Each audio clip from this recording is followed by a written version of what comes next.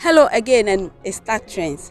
Do you know this week is Disability Week or Mental Health Week? How do you treat people with mental health or people with disability in your communities, in your houses, in your offices? How do you treat them? Do you know they were able before the disability? Let's watch this. One of the passengers coming into the bus is a woman with a baby and holding the luggage. So she immediately, and because she can't get a seat in the bus, she dumps her luggage, the one on her head, on the lap of the visually impaired woman. Then the other people within sitting next to her quickly shout, "Don't you know she's blind? Don't you know she's blind?" And then the woman quickly collects the luggage away from her. The question to ask is, if I am blind, I cannot hold somebody's luggage. If I'm blind, can't I hold somebody's luggage? So the people around think that they are helping the blind person by telling the other woman not to allow her to hold it. But that, it's not right. If I'm blind, I can hold somebody's luggage whilst the person struggles to get a seat. You get my point? So sometimes people promote stigma because they don't know. They think that they are helping, but rather they are not helping. And so civil society organizations have a big responsibility to educate the public. Misconceptions is a very big problem which feeds stigma. And therefore, we need to educate the public about some of the misconceptions about persons with disability. That is very important. I think that is the role that civil society organizations can play. They can use the radio, they can use traditional authorities, they can use all the other means to educate the public so that we can reduce stigma in Ghana. Good. So what can they do differently to engage with healthcare providers to improve on accessibility? If I'm hearing impaired, from your scenario, I have the right to access healthcare. How can they engage with healthcare providers? I think that it is important that duty bearers or healthcare professionals also understand the needs of persons with hearing impairment. Hearing impairment, their major challenge is communication, language barrier. And so if I'm going to help you and I cannot understand your language, how do I help you? And so it is important for healthcare professionals to understand that there is a need for them to be able to communicate with deaf people. And how can they communicate with deaf people? There are several ways. First, they can learn. Maybe the institutions, the healthcare training institutions, they can start teaching the nurses and the healthcare professionals sign language so that they know basic sign language. Or they can also decide that we are going to employ sign language interpreters in most of the healthcare facilities so that at least when deaf people come, they'll be able to access quality healthcare. So language is very important, and duty bearers need to understand that persons with disability have certain special needs according to their disability. As I said, for deaf people, it's communication. For blind persons, it may be, print information and things like that. So yes, they have a very big role to play in terms of trying to learn or to understand the needs of persons with disability. We all have to get involved to advocate strongly and effectively against negative narratives about persons with mental health and persons with disabilities in our communities. Because the community have a mindset that these people cannot do anything. They are good for nothing. There are so many names, derogatory comments, derogatory languages using against them. How do we deal with this kind of comments, discouraging ones, undermining human dignity? Civil society organizations, individuals will all have to come together. It's a responsibility, it's a collective responsibility. So that we all go out there, educate the public, sensitize the public. In fact, sometimes we have to apply the law in court because we have a Disability Act. The law is not there for nothing. So apart from the sensitizations, apart from the awareness creation, apart from appealing to other people, apart from the advocacy work we do, the other thing we can also do is the law, applying the law. Because sometimes it is your right for something, but you are being denied because on the grounds that you have a mental health condition, because on the grounds that you have a disability. And that undermines your dignity as a human being. So we will appeal and encourage organizations, individuals, development partners, etc. So we all come together. We don't leave the fight for persons with disability alone to fight. Let us do it collectively so that we support them and educate the general public so that they come to terms and appreciate the fact that we are all human beings like any other person. You see, one interesting thing is that people think disability is somebody's lot. It's not mine. It's not about me. It's about A, it's about B, but it's also about you. It's about all of us. So collectively, let's work together. If you do that, then we will develop the nation. We will enhance the human resource base of the nation. And I want to say that in addition to what Mr. Sambian said, we have to first of all accept persons with disability in our communities. So we accept them because they are human like us. They were human first before they got the disability or they had their condition early in life or maybe later in life. So this organization, the local communities, can make provision for them, engage them from time to time, and learn from them to know the right language. As we saw in the video, they have gone to build their capacity about the right language that they are supposed to use for them. And so I believe that engaging them, everybody in the community, including those working, will learn the right language and use it, and also offer them the opportunity for their voice to be heard. Their voice must be heard because they have a right of expression and association. So when they are within the community or they are working within an organization and there is a meeting and they are kept somewhere or they are given a seat, as we heard, sometimes one of them mentioned in the video that you go to the chief's palace and you are not offered a seat, but it's changing. So we believe that continuous engagement, capacity building for members of the organizations that are in the local communities can help us to reduce stigma and also encourage them to give their best to their country. Thank you. I don't know how to say low entry level. People are always firing people. Sometimes you don't even have to do anything. You don't have to relapse at your job. Just the fact that they have that information about you, they'll start stigmatizing against you silently. Then it becomes a very direct form of stigma. So even when somebody abuses them, they don't even know what to do. They don't even know it's an abuse at the first place before taking any action. My name is Patricia Ya AC. I am 32 years old. I live at Nkunya, Etumda.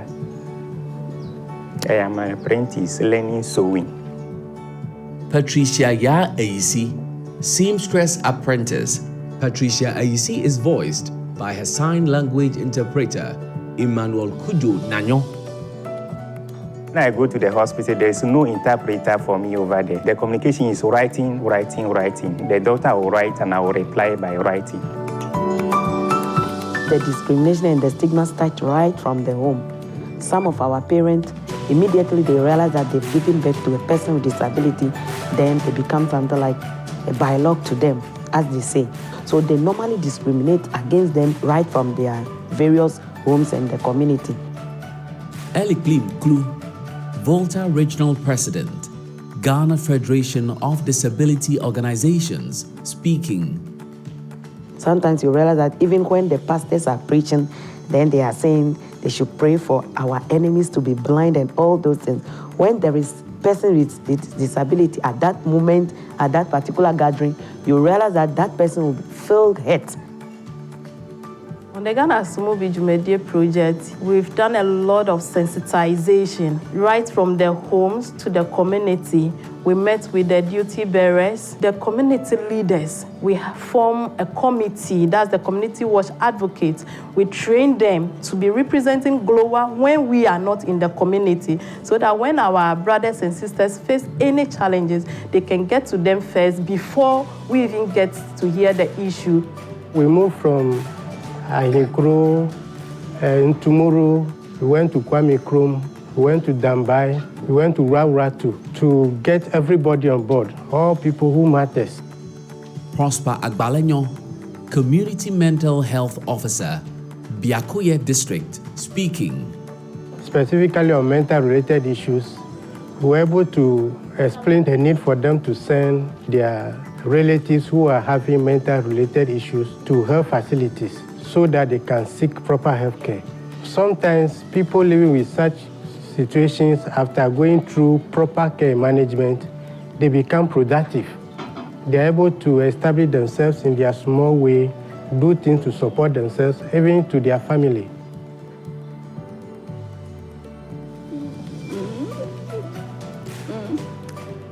GLOA has helped me to be on regular checkup at the hospital for my medication. And also they've made the arrangement that a mental health officer here at Nkunya can be visiting me on regular basis to check up on me. They come to Nkunya here with an interpreter, they talk with me, they check on me, and they are now making an arrangement that I go to Volta Regional Hospital to see a specialist over there. Madam Patricia Yisi, currently she is doing quite well. I understand from the parent that she has even started learning a trade. And very soon she will be graduated and then she'll be able to establish herself. I'm just praying that I'll finish the trade and I'll go and get my certificate and be on my own. And I'll become a master on my own. And I'll benefit from learning the trade. And hopefully I'll get someone to marry and have children. For now, they know their rights as persons with disability. The community also know what they are supposed to be doing and what they are not to be doing. People with disability here, normally at times, they face discrimination. They report to me. At times I go to their house with them to know the people who actually offend them. I talk to them. Okay, so I was very happy that there was a lot of media engagement. But the thing is that the more that can be done is, I'll be very happy if one day we can have a mental health show. I mean, the media dedicates time for other programs. I don't want to mention names, but we sometimes see the programs and it's like we are not prioritizing the things we should be prioritizing. So if media houses could dedicate 30 minutes, an hour to a mental health show just to create awareness, it will be very helpful. And even, not just the media, even with billboards. I've never seen a billboard in Ghana with information about mental health on it. I don't know if someone has seen some around, but I haven't. We advertise and we share information about other things. We don't do that. And in addition, I would like to say that it's not just about the TV shows, radio shows. Even on social media, we don't have influencers who dedicate their time and all of that to mental health. I don't know of any mental health social media influencer. Some people think that I am a social media influencer because I have a YouTube channel called Mental Health Quarters, but I'm not, it's not just me. What about other people? There are other people around with lived experience. There are also nurses. Even the nurses can share, doctors. You can dedicate your time to start your own thing, maybe your channel on Facebook, anything. Someone say they don't have the confidence to do so. Then you can make it a blog or something. There's always a way to do this. Yes, so that's what I think. And then with Khaled, another thing I would like to add is that I am very happy about the fact that the group that was playing the music, they were given an opportunity to showcase their talent. In Ghana, it's very difficult as a mental health advocate to get to showcase your talent, what you can do, not just as a person with lived experience with mental health conditions, other disabilities. We just don't have those opportunities. And I think it's high time that we are given the opportunities. And Madam Akofa was talking about how we need to put people with lived experience on projects. We need to be checking the percentage and all of that. It's high time that we take our time to do that, because nothing about us without us. Yes, thank you. Our empathy. Empathy is putting yourself in that person's situation. So when you meet a situation, or if you don't know what to do, just try to put yourself in the person's situation. If it were me in this situation, what will I do? I think if we can empathize more, it can help us to reduce stigma. Some of our partners have engaged some members of the disability community, and they are working well. We saw how, even as a group, they came together and they are giving themselves confidence before even anyone comes to assist them. So I think that better engagement, better collaboration between the local government. I think the local government must also make provision for a percentage of persons with disability on their staff.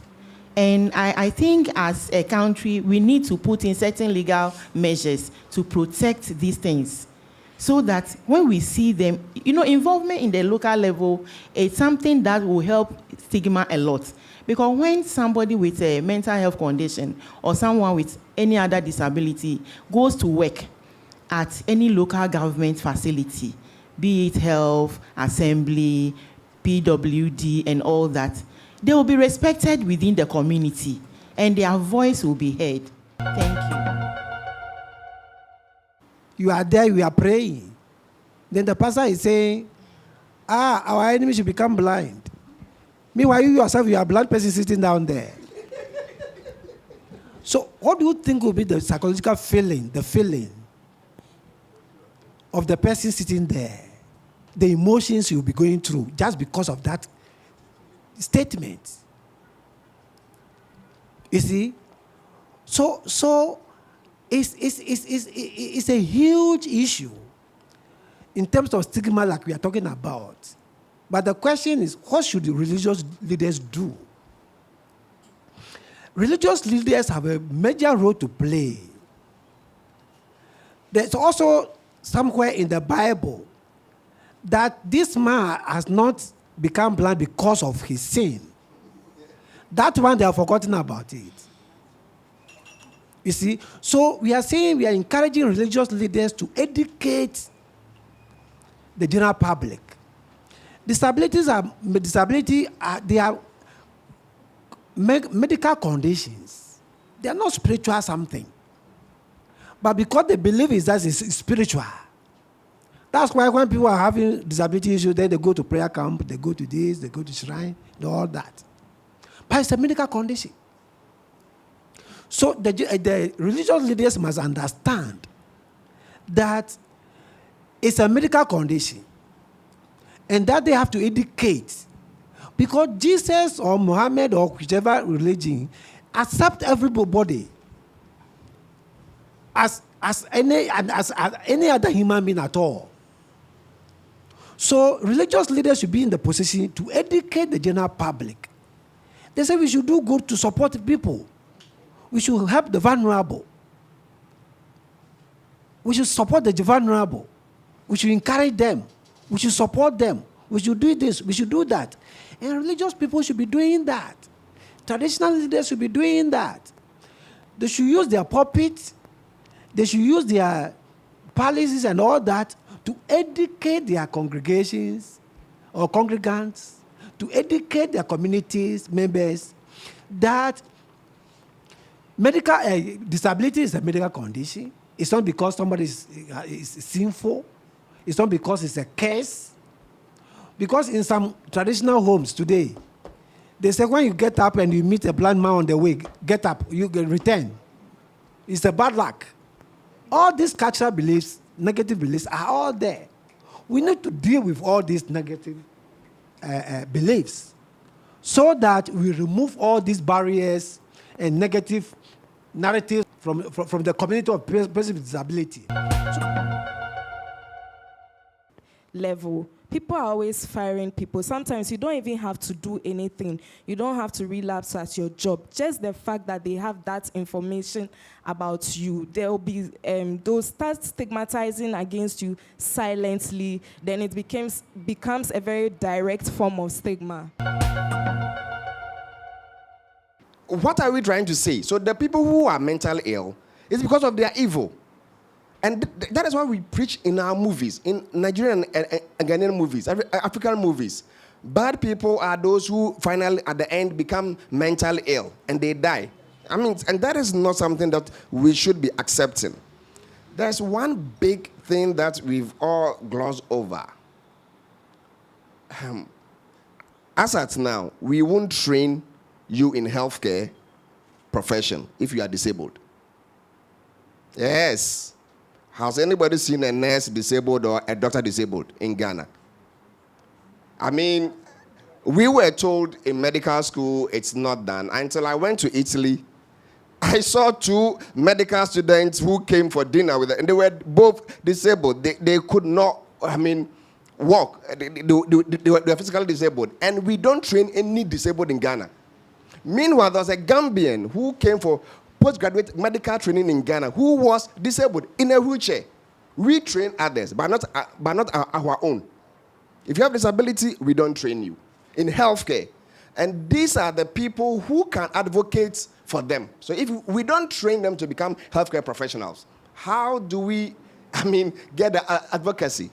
My last point about that training is that I am seeing a few patients who have disability, autism, deafness.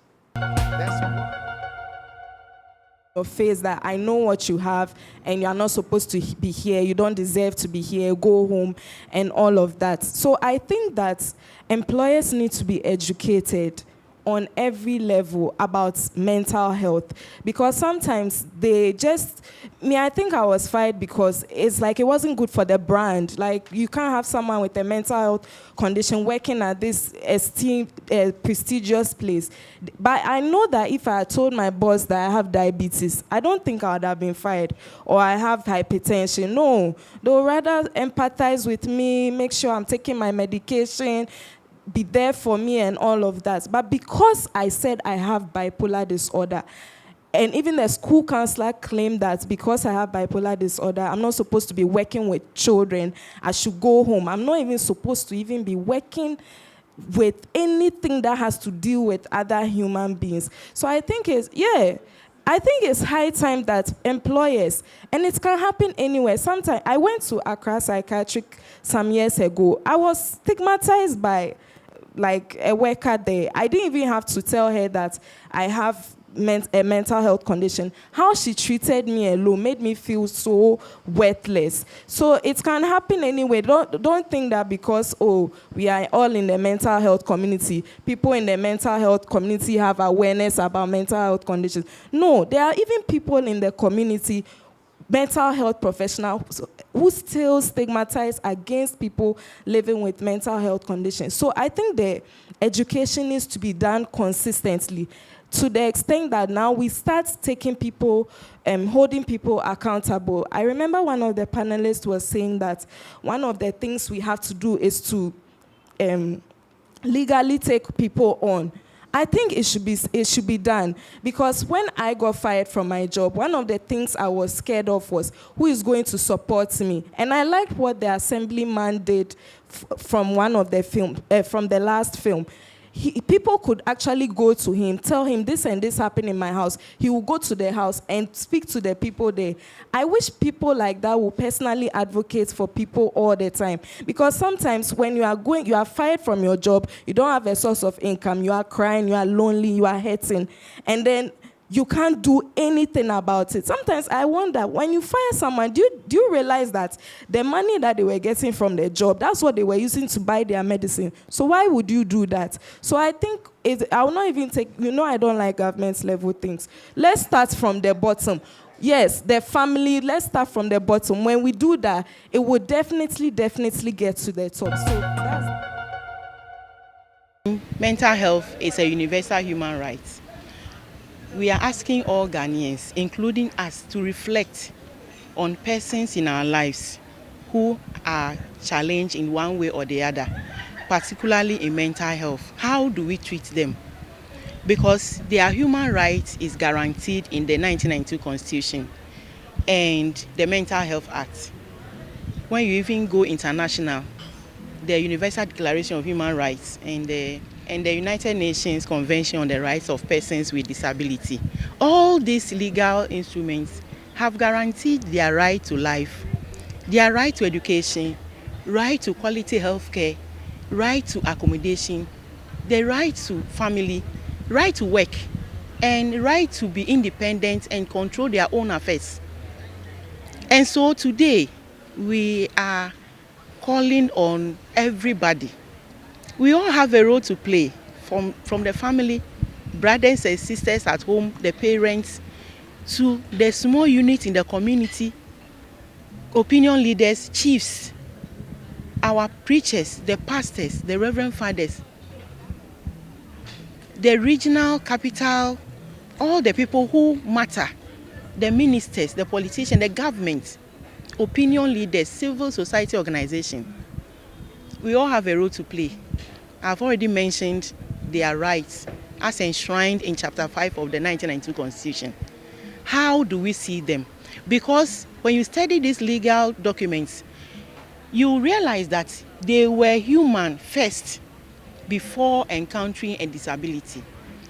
I believe you heard the story of a woman whose daughter got knocked down by a vehicle in the program. She went to pick her results, and this young lady has a lot of aspirations, a lot of dreams that she is pursuing. Does it mean that's the end of her? Definitely no. And so we think that these people in our communities should be given the support, the love and respect, so that they are confident in moving about their activities, because they also have a role to play. You heard in the films that were screened about the band. Some of them have their own trade supporting their communities. Today, Mental Health Authority is telling Ghanaians that we are moving treatment for persons with mental disorder into the communities. This is a way of reducing stigma, because I believe that when we wake up every morning and we see our brother or sister going to work and coming, receiving care at the lowest level of health care, that is the chief's compound, the clinic, or the district health directorate, or the district hospital, we see them as one of us. But when people are bundled and thrown into the facilities, that's institutionalization. We mark them with a certain name, the person who has mental illness, and we don't call their name again. We point them out, we look at them in a way that is demeaning of a human. So today we are calling on everybody to reflect on the theme that anyone with disability, particularly mental health disorder, is just you or I. We need to wake up. We have treated them, neglected them for a long time now. And this has led to a lot of people committing suicide, because when they feel rejected, the option is to either go into hard drugs or take their life. So please, this is our message today, that we all have a role. And from today, we want to see a change in the way we approach them, in the way we refer to them, our engagements with them. Let us show them love, for it is not their fault to have the condition. Another issue we have realized that is also contributing to the stigma is the chaining of people in the facilities, prayer camps. Our message today is that we have been trained on the WHO Quality Rights Program, and we have been taught how to take persons or patients who are very aggressive, how to help them, assist them to be calm.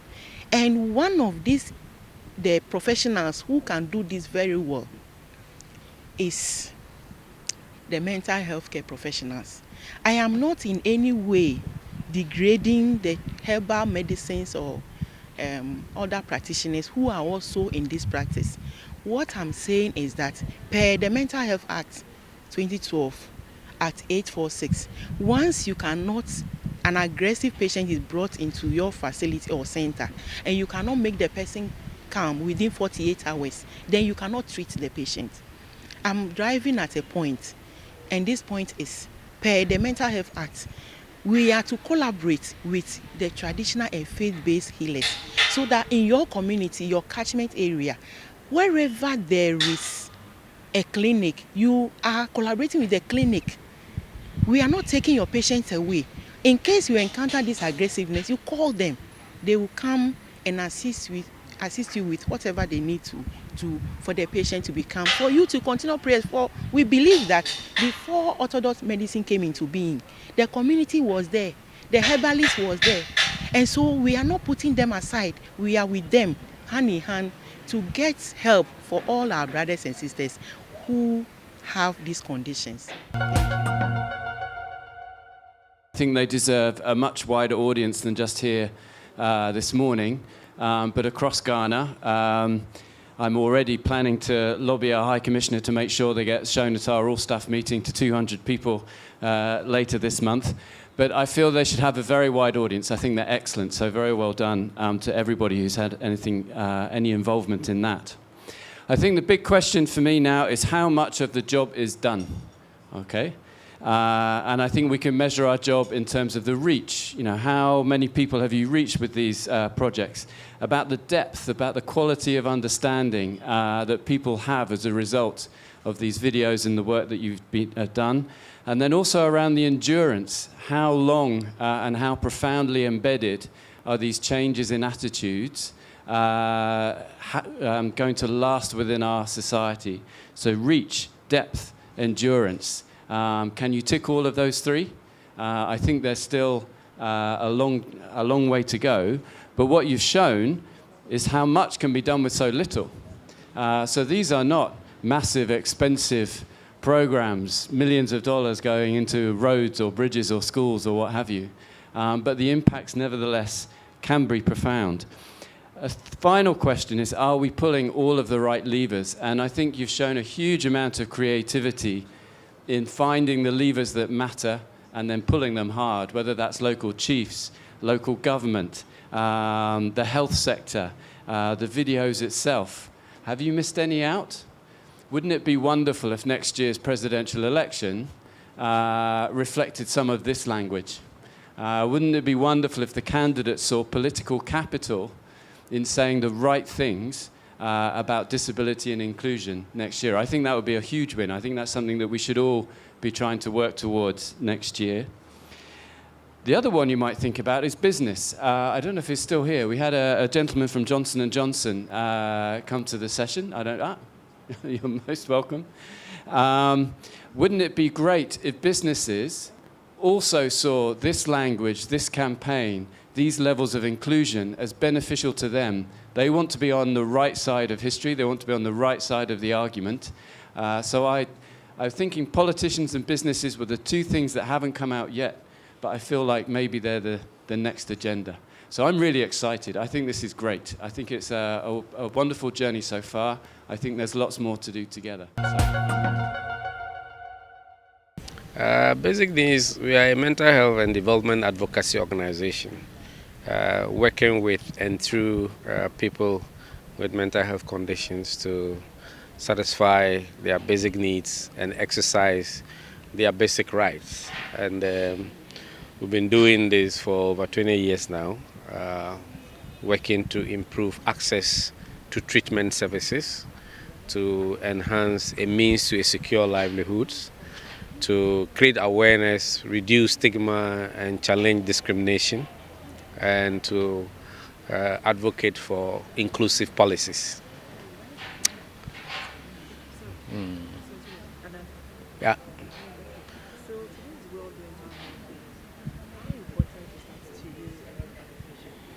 Well, Mental Health Day is important to me and the organization I work for, Basic Needs Ghana, in a number of ways. You know, the world has set out and the day to commemorate mental health and issues around it.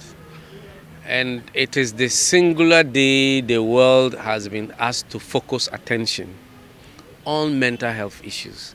So to inform individuals, groups and societies about mental health and mental health conditions, to educate people on mental health issues, to improve their literacy and appreciation of mental health issues, and to communicate evidence of good practices, innovations that can address mental health conditions effectively, that can help people appreciate that mental health is not just a medical issue, but it's a development issue worthy of attention if we want to see holistic development in society and in particular among individuals.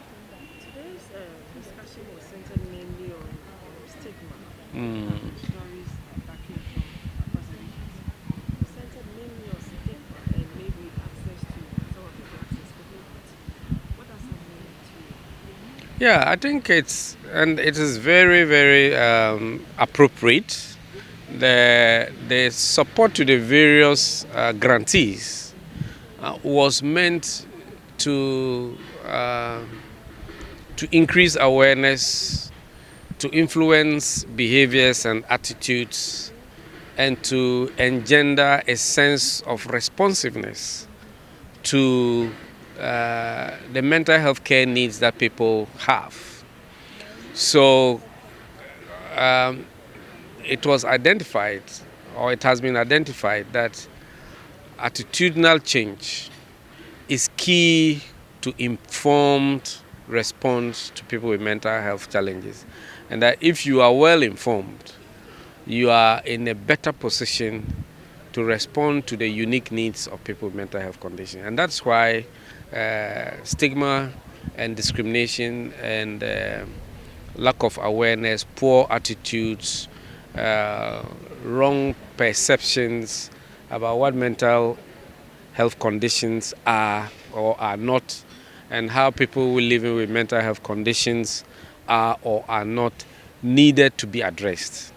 And so it's just at the right time in the World Mental Health Day, which is focusing on human rights of people, to have populations be more aware and to hear from the people who have lived the experience, say it themselves, how far they have come from being seen as people who are worthless, who are of no good use, to seeing that, oh, they can be useful to themselves and to society. So that's why the screening of the films focused on addressing issues around being informed, being well abreast with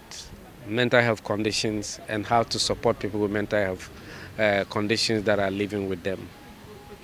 So what do you see as a role of CSOs? It's like maybe meeting with these, helping meet the needs of people with mental health or even with disability. What other role do CSOs need to play in this fight? I think the role the CSOs are playing are enough, because it's a big area, it's a big issue. So the role of being a community mobilizer, a convener, bringing people with a lived experience and duty bearers to one table to discuss is a significant one that needs to be continued.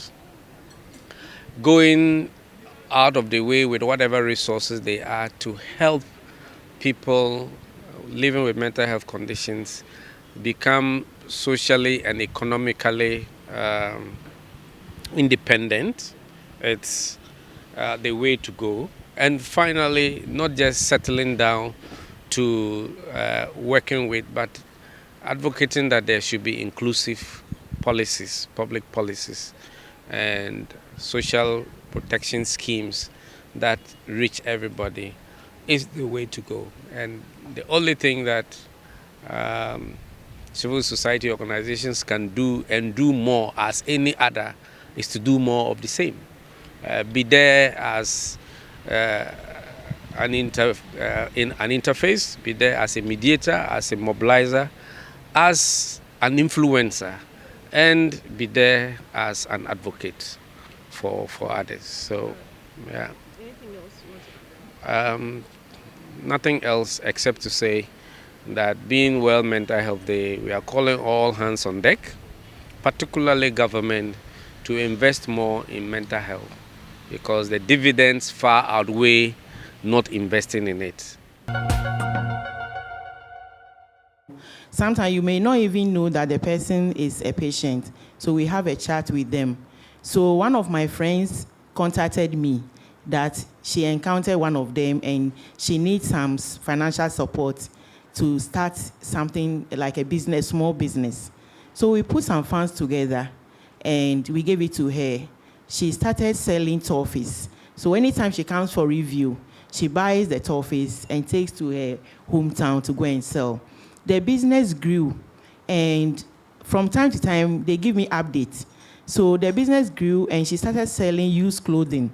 So when she comes to the facility to receive her medication, she passes Medina to buy some used clothes. Then she sells them in her community. But due to rejection, neglect, and then stigma, we were not hearing from her again. Then one day, it dawned on me, and I followed up to my colleague. Then she made a call to her relative. We were told that she has gone to commit suicide. Yes, she went to the farm and set herself ablaze to death. It is a very sad story that I'm always thinking about. And it's one of the motivation that makes me want to put in the best in our work. Stigma is a big issue, and it's still a big issue in our communities. We saw in the story how one of the members of the disability community mentioned that even when you are going to work, people look at you in a way that you feel you are not human. And then in our communities too, we are calling them by the disability that they have. And so they lose their self-respect, they lose their confidence. They have a lot to offer. We saw in the video a whole band. And we have a lot of them also whose family supported them to overcome that stigma, and they are working, doing very well.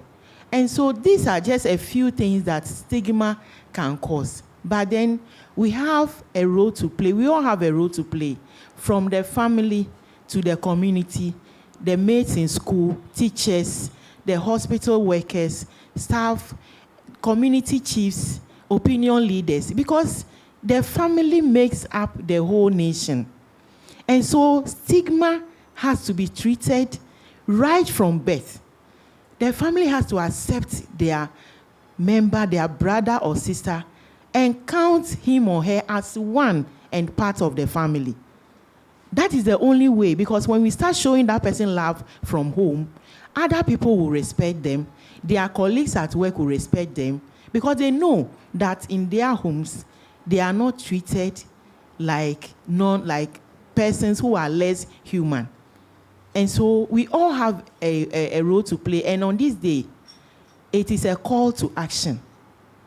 It's a call to action. And working in Oti region for the past 5 days, I was amazed that the work we are doing is yielding results. Personally, we spoke on radio, and some family members went to pick their relatives they dumped at the prayer camps. It is with great pleasure that I bring to you my thoughts on this year's theme for the Mental Health Week celebrations. Mental health is a universal human right. I am particularly honored to be speaking to you today as the board chairperson of the Mental Health Authority. Mental health is an essential component of overall well-being, and it is therefore essential that it is recognized as what? A fundamental human right. This recognition affirms that everyone has a right to access comprehensive mental health services, and these include prevention, treatment, as well as care.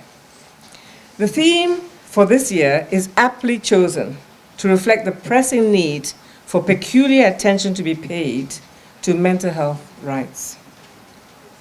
It is essential to understand that mental health as a human right has legal and ordinary implications. Legally, mental health as a human right means that every state, due to international human rights obligations, is under an obligation to do what? Respect, protect, and fulfill the rights of every person to mental health. This obligation places the state under an overarching responsibility to ensure that mental health services are accessible, available, and of good quality. It also implies that every individual has a right to the highest attainable standard of physical and mental health without discrimination of any form. Although mental health is a right that ought to be accessible and affordable, the realization remains a significant challenge, not just here, globally. This is evidenced by inadequate funding for the sector, a paucity of skilled mental health professionals, and a lack of awareness of the mental health needs of the population. As we celebrate this year's event, it is critical that we all realize the urgency of the need to increase awareness of mental health as a human right. It is also necessary to ensure that every stakeholder in the mental health sector works together to develop and implement effective strategies to realize this right. One of the most noticeable consequences of the neglect of mental health is the stigmatization associated with persons with mental disorder. The social stigma is particularly of concern because it impedes help-seeking behavior. It hinders treatment adherence and exacerbates the severity of mental health conditions. Individuals living with mental disorder are some of the most vulnerable in society. They face various challenges, such as the inability to make good judgments, and they also often find it challenging to perform their daily activities. It is therefore essential that care and compassion are shown to persons with mental disorder. To adequately support our loved ones or community members who are suffering, this must be done. It is imperative that we have the right information on mental health conditions, know where to seek help, and understand what we can do to support and help those struggling with mental disorder. In conclusion, mental health is a universal human right that must be given the attention it rightfully deserves. We must all come together and support the recognition of mental health as a critical component of overall well-being and development. The mental health of citizens must be protected, respected, and fulfilled by every state. We must recognize the enormity of the challenges involved in realizing this right, and we must commit ourselves to work collectively to address these challenges. In our effort to make mental health a human right, we must exhibit care and compassion to persons with mental disorder, recognizing that they are among the most vulnerable in our society. Doing this will help create a world in which mental health is recognized as essential to the overall well-being and development of each individual, irrespective of race, ethnicity, religion, or social status. Mental health as a universal human right recognizes that mental health is not a luxury, but a fundamental right that needs to be protected and promoted for the betterment of individuals and societies. By recognizing mental health as a universal right, we affirm that every individual, irrespective of their background or abilities, is entitled to access the highest quality mental health care and support. This pivotal message resonates not only in Ghana, but across the world, where countless individuals experience the daily struggle of navigating their lives with psychosocial, cognitive, and intellectual disabilities. The global recession triggered by the COVID-19 pandemic has had a profound impact on the world, especially on developing nations. The economic hardships resulting from the recession have thrown many more people into poverty, exacerbating existing mental health challenges. As jobs vanished and businesses shuttered, individuals and families found themselves facing financial instability, food insecurity, and inadequate access to healthcare and education. Consequently, the stress and anxiety associated with these circumstances have taken a toll on mental health globally.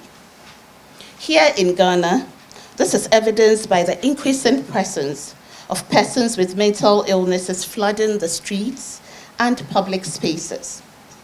Rising unemployment rates, economic uncertainty, and social isolation have had a detrimental effect on our people's well-being across different socio-economic backgrounds. Madam Chair, ladies and gentlemen, we are all aware of the challenges faced by individuals with these disabilities in our communities. Stigma and discrimination remain pervasive, erecting insurmountable barriers and isolating those who need our care and support the most. We have assembled you here, ladies and gentlemen of the media, because we know and understand that the power of the media cannot be understated.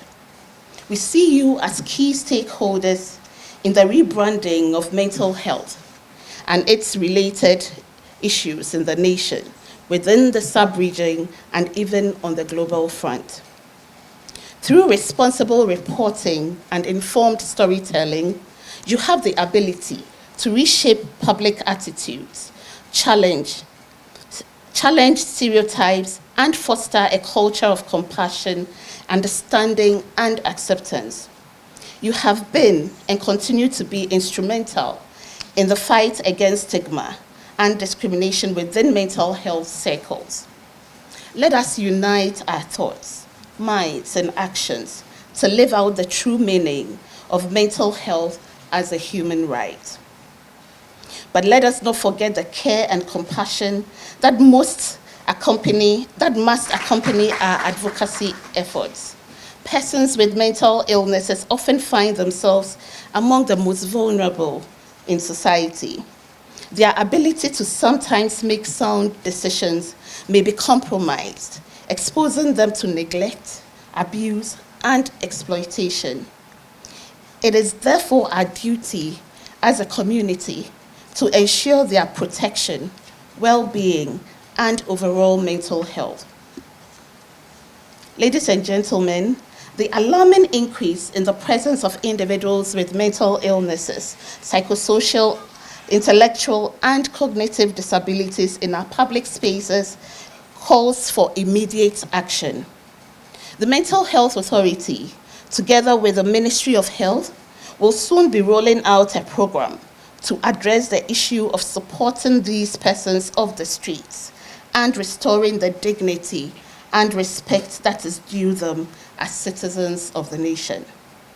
We must rally all stakeholders to support advocacy efforts and provide logistical support in implementing this well-planned strategy. Together, we can restore dignity and improve the overall well-being of our brothers and sisters who have been neglected for far too long. Throughout this Mental Health Week, we have carefully curated a series of activities aimed at not only raising awareness, but also fostering community engagement and support. Together with the WHO, which marks 75 years of motivating action to tackle health challenges for improved well-being and longer, healthier lives for everyone, Ghana Health Services, and CHAG, we will be in our communities, particularly in deprived regions of the country, to make a statement that mental health is a universal human right. Today marks the press launch, setting the stage for a week, and of course, months ahead filled with impactful events. From the 4th of October to the 10th of October and throughout the year, we invite you to actively participate in our community engagement, where we encourage open dialogue and education. There will be discussions on the rights of persons with mental illness, psychosocial, cognitive, and intellectual disabilities on various media platforms, both traditional and news media. School health talks on substance abuse among adolescents, presentations on stress management, self-assessment on mental health, screening of students and other members of the general public, outreach services to faith-based healing centers, floats, and most important of all, service users forum. There will be a grand derby on the 10th of October at Dambai to climax the week's celebration activities. These planned activities will be taking place across several districts in the country, but cannot be successful without the engagement of all stakeholders. I call upon every individual, civil society organizations, and corporations to actively participate in mental health activities in their communities. By doing so, not only will we improve our mental health, but we will also contribute to the well-being of others in our nations. In conclusion, Madam Chair, I would like to reiterate that mental health is undeniably a universal human right. I urge the media to rise to the occasion and truly embrace the spirit of this theme. Let us work together to stamp out stigma and discrimination within mental health circles. Let us be the voices that advocate for change, the platforms that promote understanding, and the catalysts that drive positive action. Our fight for mental health as a human right is ongoing, and we must continue to push for progress. By joining forces, we can create a society that embraces the value and significance of mental health. Together, we can bring dignity, equality, and improved well-being to the lives of those individuals who have long been marginalized and forgotten. Thank you so much for your attention.